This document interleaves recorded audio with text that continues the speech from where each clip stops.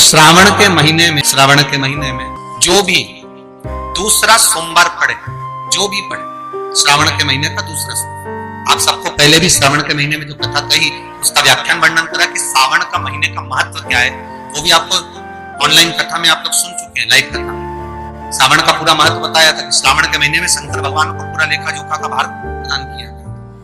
दूसरा सोमवार, श्रावण के महीने का जो दूसरा सोमवार होता है, उस दूसरे सोमवार में रात्रि के समय पर, अर्थात शास्त्र अब घड़ी और पल का स्मरण करेंगे तो रात्रि के बजेंगे 10 से 12 बजे, 10 से 12 के बीच धतूरे के साथ बाबा को शूल समर्पित होता है। ये भी हमारी बाधाओं को, हमारी तकलीफों को, व्यापार व्यवसाय के लिए, नौकरी सर्विस के लिए, बहुत सारे एग्जाम में आप बैठ लिए, गवर्नमेंट एग्जाम के लिए बैठ लिए, नहीं हो रहा, ये 3 बार मेरे शंकर को बेलपत्री के वृक्ष के शूल समर्पित होते हैं, उसका आनंद और उससे अपने को सुख प्राप्त।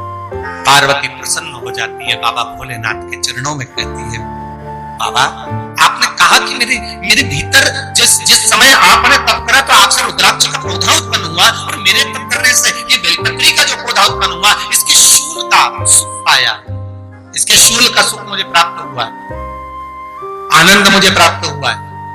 महाराज बेलपत्री का पत्ता, बेलपत्री का कांटा, अब माता पार्वती दूसरा संवाद कह रही है बाबा भोलेनाथ जी से, बाबा मेरे द्वारा निर्मित इस बेलपत्र के वृक्ष में जो फल लगता है वो फल की महत्वता।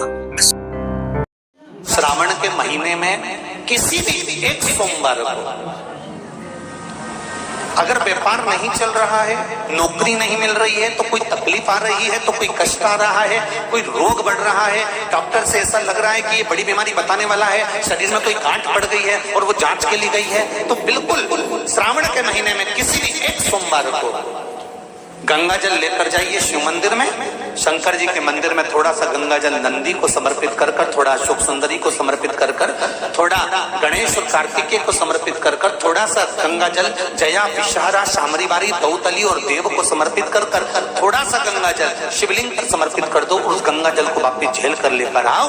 3 दिन तक लगातार उस गंगा जल को पीना प्रारंभ करो, उसके बाद जांच के लिए आप कहीं पर भी जाइए, बाबा कृपा जरूर करेगा, ये निश्चित।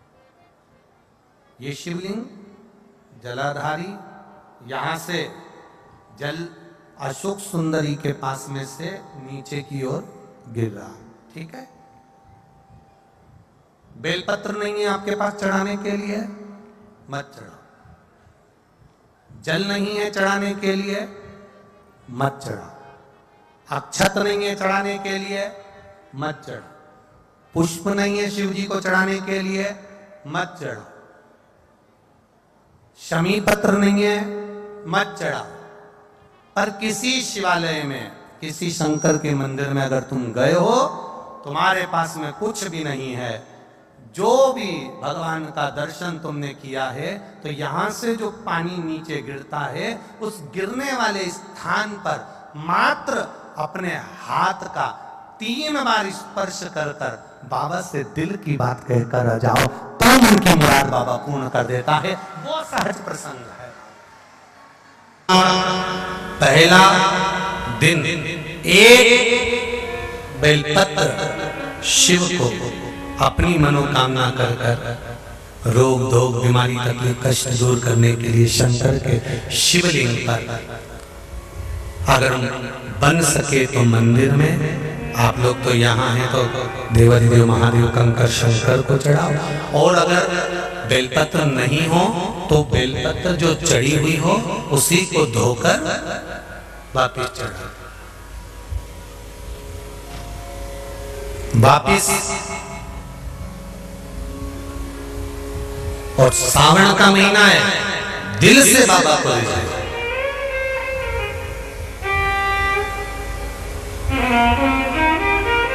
हम धर्म करने के चक्कर में, परमात्मा के भजन के चक्कर में किसी का अपमान ना करें। इसका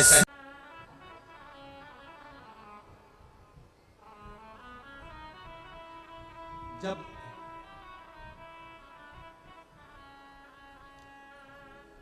सारी दुनिया की ठोकर खा लो,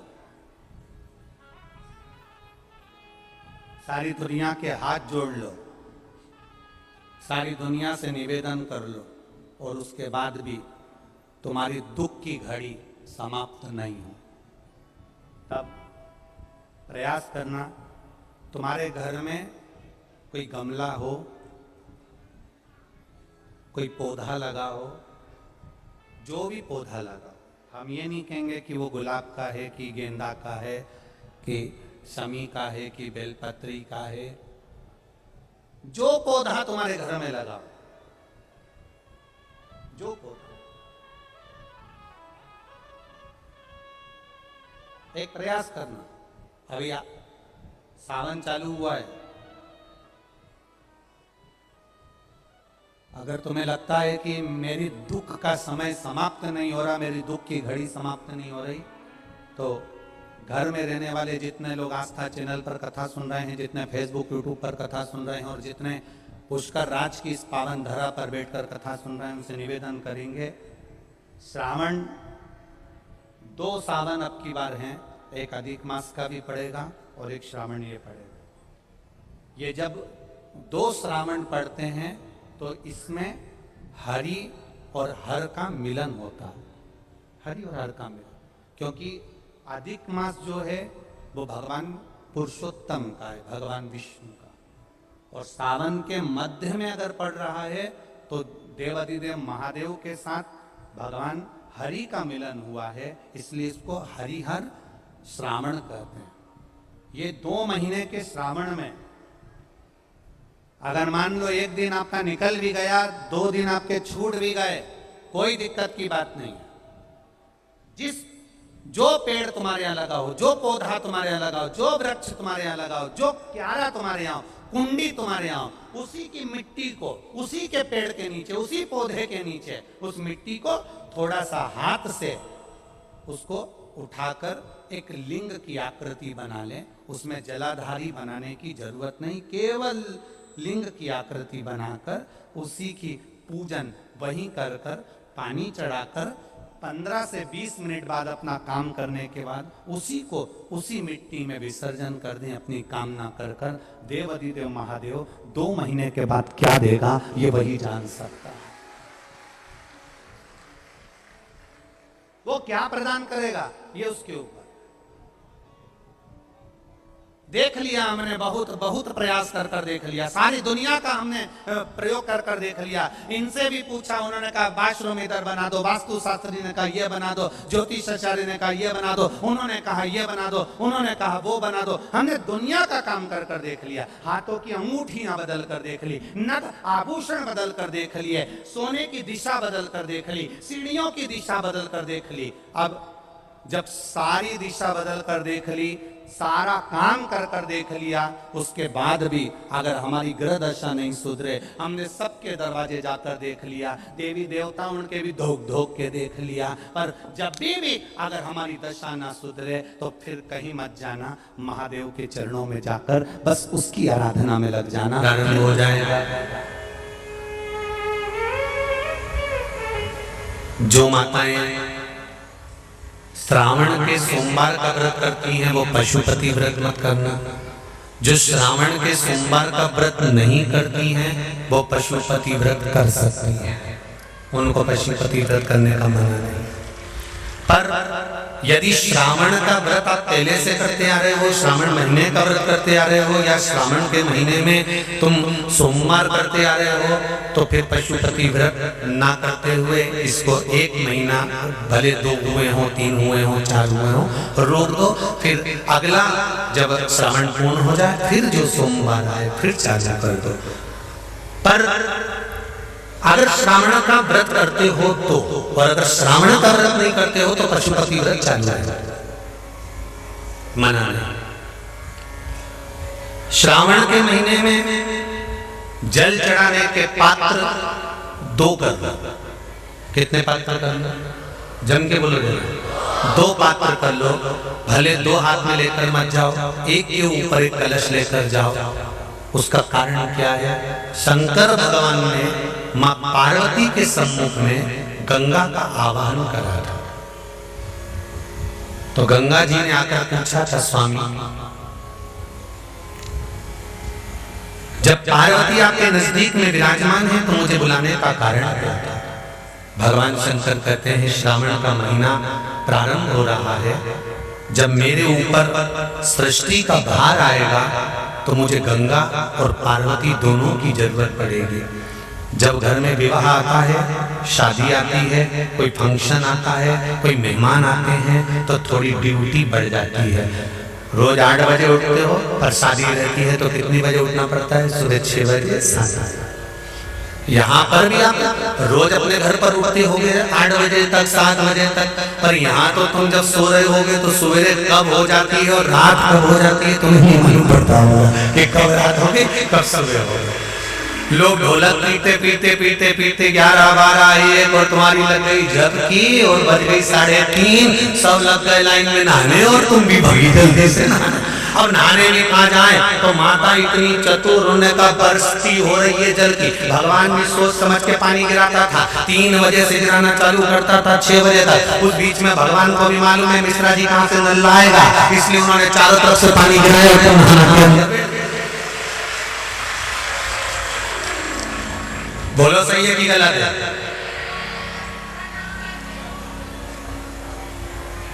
सब बाहर निकली धीरे से,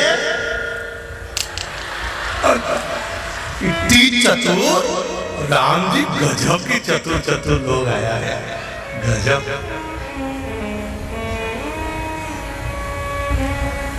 पर एक बात कहूंगा, दिल लेकर आए हो, मेरा महादेव भी तुमको दिल से लुटाएगा, ये पक्का है। दिल लेकर आए हो। कल हम जब आप लोगों से मिलने, हमारा नियम है जो हम जहाँ भी कथा भी करते हैं, चाहे रायसेन करी हो, चाहे सागर करी हो, चाहे जहाँ कथा करते हैं वहाँ रात में जो लोग रुकते हैं उनसे प्रयास रहता है कि थोड़ा मिले। एक नियम बना रखा, भले वो 1,00,000 लोग हो, 25,000 हो, 50, और जितने टेंट लगते हैं सब में मिलने का मन करता है। आपसे कल भी मिलने आए थे और कई लोगों की आंखों में आंसू भी थे, कई लोगों के हृदय भी नम थे कि हम अब कल चले जाएंगे। पर दुख मत करना,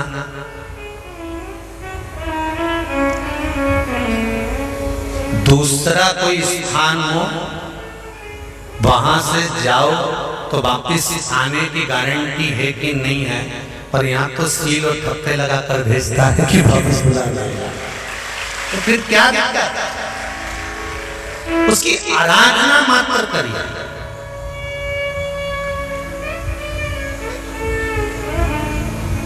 खूब धनपति भी बैठे हैं, खूब। आप लोगों में कोई कमी नहीं है, किसी की यहाँ जमीन है तो किसी की गाड़ी है तो किसी का बंगला है, किसी की सत्ता है, किसी का आनंद है, बहुत बैठे हैं। पर आप लोगों ने 7 दिन जो कथा, एक ये पटिया लगा हुआ है, तख्ता लगा हुआ है और उस पर आराम से सोकर 7 दिन कथा का रस स्वादन जो करा है वो जिंदगी भर नहीं भूल पाओगे। बाबा इतना देगा कि आप लोग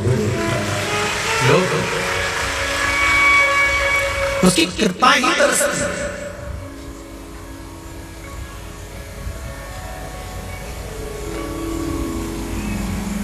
उसकी कृपा बिना कुछ नहीं।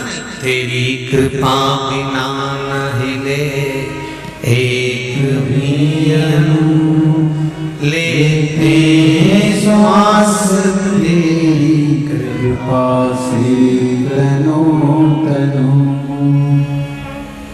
बाबा की कृपा होती है तो आना होता है।